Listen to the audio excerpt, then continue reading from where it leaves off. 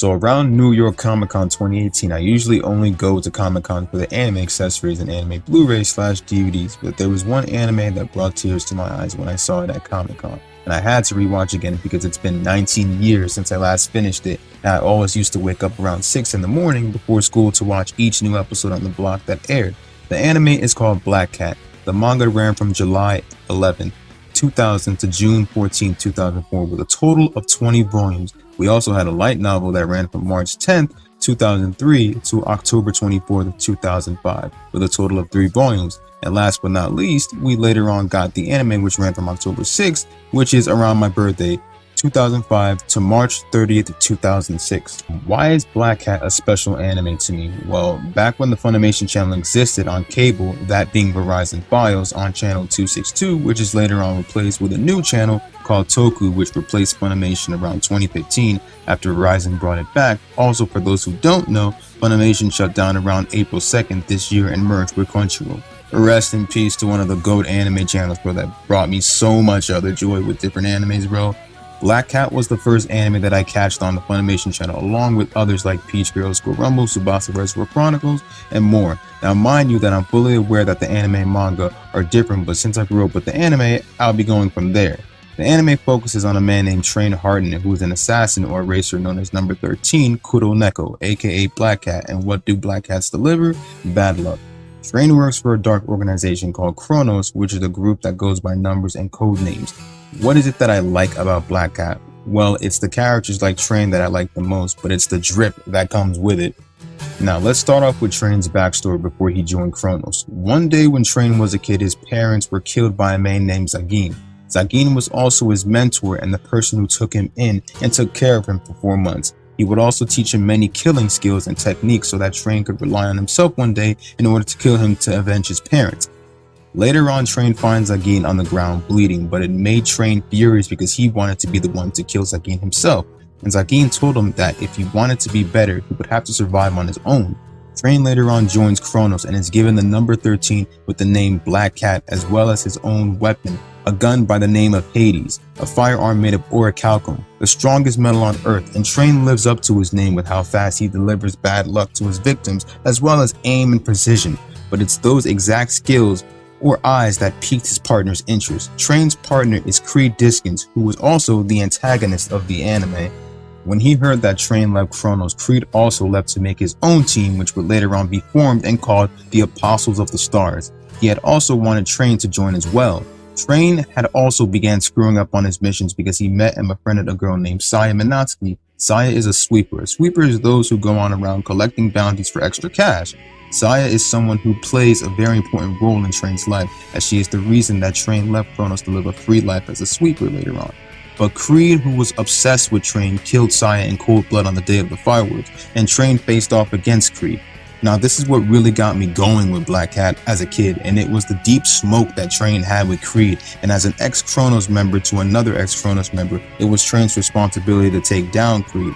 Not as an old Kronos comrade, but as a person who will get revenge against Saya's killer. Each time Train would even hear Creed's name, his vengeance towards Creed grows ever stronger.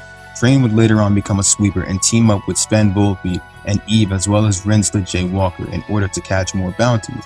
But their journey would only lead them to do battle with Creed as well as the Apostles of the Stars. And when Train heard about Creed from Chardon, he rushed off to Sanjala City for more smoke. And I just really love the crazy vengeance Train has towards Creed. Like, Train is not going to stop. He is out for blood against Creed, like literally. And Creed's aim isn't to fight Train, but for him to join the Apostles. Train makes it difficult for Creed by turning him down and only aiming to kill him. And then Creed is just fucking around with him using his Ensui to whip Train. Like, dude is casually trolling him, saying that he won't stop unless Train joins. But Sven, whose vision eye sees a couple minutes into the future, sees that Train will die in his battle against Creed and tries to prevent that by protecting Train and taking a shot for him, and Creed and the Apostles then retreat. Also, I gotta say, I still fuck with Creed's glow up and drip after he left Kronos. Like, man's pulled the Sosuke eyes and drip like it was no problem. Train gets angry at Sven for getting in his way, but Sven punches Train for trying to do things on his own. Damn you, Sven! Why'd you stop me? Can't you see how reckless you become? It's as if you want to die. But it's my life and I can do whatever the hell I want! We then get a look on Sven's backstory about how his vision eye is a parting gift to him from his friend / partner who was killed in action as a constant reminder of his tragic past, and understanding Sven's story gets you thinking that Train is more than a partner to Sven. He is kind of like a brother, like a little brother in my opinion, that you have to keep out of trouble, but then that little brother keeps getting into trouble. The point is they are a team and they should honestly fight together. I mean, it's true that Train has always gone off on his own when it came to Creed, and even after Sven punching Train, he still continued to do things on his own. Also mind y'all that in the manga, Train and Sven also understand each other a lot more, and that they met chapters before even Rinslet joined. The manga originally started off with Train and Sven as partners, but the anime started off when Train and Sven were on opposing sides before Train became a sweeper. I always loved the friendly moments with Train and Sven, as well as the constant fighting and Sven just casually punching Train, but most of the moments I like is Sven trying to stop Train from getting into more confrontations with Creed, because he knows that if he would just run off again ready for smoke and shit. Later on, when Sven and Rinslet are captured by the Doctor, Train pops up to the castle ready for more smoke with Creed, and he has to choose to either kill Creed, which is what Creed wants, and you already know that Train's gonna pull that trigger obviously, or to save Sven and Rinslet, but Train chooses to save Sven and Rinslet, and Train later on tells Sven and the gang about Saya and that she was his close friend. Now Train would later on protect Kyoko from a nanotech bullet made by the Doctor, which ends up turning Train back into a little kid. Train and Eve meet Layla and the kids, including a kid named Tim, a young man who wanted revenge for the death of his father. And this brings us a glimpse of Train's past, which I've already explained in the beginning of this story. Later on, Train would help him stop the gangsters, but not by killing him, as Train wanted Tim to know that getting revenge wouldn't solve anything. And honestly, Saya wouldn't want Train to get revenge for her, because sweepers are sweepers, and if they don't want to kill somebody, then they don't have to. Once again, Train, who is on his way to Creed, is in a dream and meets a girl named Saki. Now, why bring up Saki? Because we might and might not have any lore on Saya because she resembles her, but the first character in Saya's given name and the last character used in her family name, Sa and Ki, and this probably won't mean much, but Saki may or may not be an ancestor of Saya. Oh well, guess we will never know. Now, onto our final showdown, titled The Cat's Showdown. Train's final battle against Creed continues, and Train's bullets obviously have no effect on Creed's newly enhanced body. Now, if you don't remember a couple previous episodes ago, Cytherea gave Train an orichalcum bullet, which he would have to use later in a crucial time, and that time is now, but he dropped the orichalcum bullet flies back up, and Saya's spirit helps Train aim hard to fire the orichalcum bullet at Creed's awakened imagined blade, thus defeating Creed. Part of me did not want Creed to die for like a very certain reason, bro. Mind you that the shot Train and Saya fired is actually called the railgun in the manga only, which was given to Train when Creed forced his nanomachines on him. It was created when he electrified the hardest by pure coincidence, but Train stated that he believed Saya was the one that gave him that power, which was meant to defeat Creed. I feel the same way, y'all. Y'all mostly do when we all say we wanted Creed to literally be dead. However, Train's goal in this fight wasn't to kill Creed, but to stop him and make him repent for all the innocent people he's killed, including Saya. And truth be told, in my opinion, this was the best compromise, because as I said before, Saya wouldn't have wanted Train to kill Creed and get revenge for her death. Remember that Train's a sweeper and that he shouldn't shoot unless he feels he needs to, meaning that he isn't a number of Chronos anymore. He's no longer an eraser. Sweepers do things their own way, and that's what it means to be free. Part of me also believes that Creed not dying was a good thing, because we also get a look into his backstory as well upon his defeat, and that Creed would be abused by his drunk mother who casually hit him, and Creed had killed her.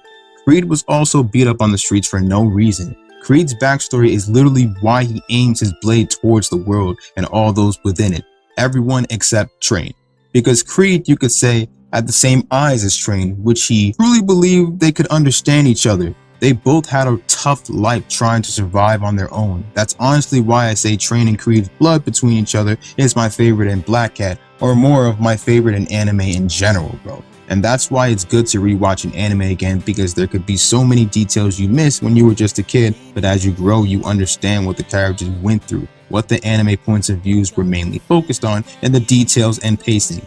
Now, last but not least, we have episodes 21 to 24. These episodes were not in the manga because they are filler. The manga originally ended with Train and Creed's final showdown, but the anime chose to give us a filler arc, or the Eve retrieval, known as the Eden arc. This arc starts after the Apostles of the Star arc, pretty much after the Sweeper and Kronos' battle against the Apostles leading up with Creed's defeat. Everyone parts ways, but then Sven thinks Eve should go to school and live her own life, and Eve walks off, telling Sven that he doesn't understand her. And that's when the doctor kidnaps Eve and puts a weapon on her that gets rid of her personality as well as make her a weapon. He takes her to Eden. Also, forgot to mention, Mason, the antagonist of the anime, along with other Kronos members, betray Kronos and call themselves the Zero Numbers. Train and Sven try to get Eve back, but fail. So later on, Sven tries to save Eve on his own, but Train comes and recalls the day he punched Train for trying to do things on his own, and Train says that he also wants to save Eve as well. Now, I know it's filler and it shouldn't matter, but this filler also had me hyped the fuck up as well, as sad to see such a classic anime wrap up its finale.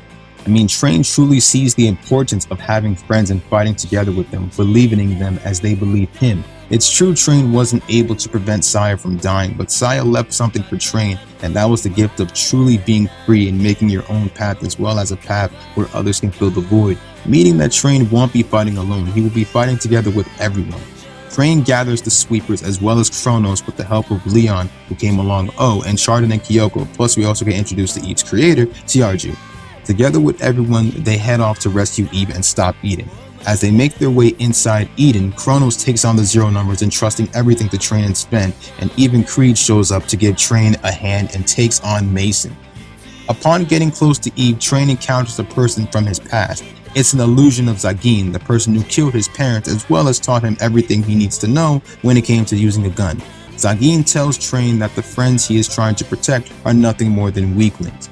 But Train tells Zagin that he is wrong and that Zagin doesn't know what it's like having friends. Sven calls out to Train, telling him he's got a bottle of milk waiting for him, and Train smiles and severs the link between Eve and Eden and saves Eve. So pretty much at the very end, Sven travels with Eve, Rinslet does her own shit as usual, Leon goes back to Layla and the kids, Creed lives his life with Echidna, Kyoko continues her regular life, and damn, she missed her chance to get with Train at the last moment, bruh. Chardon continues on the same old path, Kronos continues on fighting, and Train, who disappeared after the battle to save Eve, continues the path of a stray cat with the memory of Saya in his heart. Now honestly, I mostly hate a lot of filler when it came to certain animes, bro, but honestly, Black Cat knew how to do a perfect filler, bro. I don't care over the fact that this arc was filler. I truly enjoyed this. I mean, we got to see the Sweepers and Kronos working together, as well as Creed, who gained a little bit of character development, a little teensy bit of character development. But what truly moved me, and I really don't care what y'all have to say about the anime pacing, I truly have no problem with it. And yes, we know the manga is better, but so what? Does manga have sound or emotion or feels? No. The anime can give you those things, so just stop bitching, shut up and watch it. The only reason I say these things is because Black Cat was the very first Funimation classic, as well as an anime that I've completed. When I say Train, when I literally saw Train leaving town, I knew I wasn't going to see him again. I was literally crying like a bitch, bro. Train started off as a member of Kronos, doing things by the book, and remember what I said, like literally remember what I said before the beginning. Saya plays the most important role in Black Cat because it gave Train the character development boost that he needed to act on his own emotions and become free. Just think, where would Train be if he hadn't met Saya? Could his life still remain a chained cat? Train is still one of my favorite gunslinging characters, as well as Black Cat being one of my favorite animes, even in 2024, bro. The soundtracks are amazing, but my overall favorite soundtrack was literally the second ending for Black Cat, bro. I literally sung that shit by heart, bro. I literally knew like all the pretty much the opening and both endings I literally knew by heart, bro, because this is an anime that really grew on me over the years, bro, like back when I was in middle school, man. But the soundtracks are amazing, the animation is perfect, and the titles for each episode are just great. The way the title literally starts off with the cats such and such, the cats such and such, you know, like the stray cat, the kitty cat, like honestly, the episodes went very hard, bro, like titled very hard, bro. Pretty much every episode was perfect for me, bro, and just rewatching it to this very year, bro, was just, it was enjoyable, bro, because it's like I was sitting down, on my TV, like, like one of the old TVs and stuff like that, where you're just a kid and you're sitting down, just straight up watching something you grew up with, bro. Black Cat was one of those few animes, bro. I just sit down, bro, when I was only a kid, bro. I had no context of anything when it came to Black Cat, when it was my first time watching it, bro. And honestly, bro, just seeing this man's life, seeing this man's whole life throughout the anime, bro, as he started off as someone evil and not able to think for himself what he wants to do with his life, bro, to a stray cat, becoming a sweeper, bro, and leaving a crazy fucking organization, bro, to live his own life and be free, bro, and just leave from the cage, bro, was just something truly amazing. If you haven't watched Black Cat, I say give it a watch, because you're missing out on a shonen classic, especially if you're looking for a short gunslinging anime to watch. The backstories I love, but Creed's backstory was the saddest, bro. This has been a Black Cat retrospective of an anime rewatch, and I'm gone.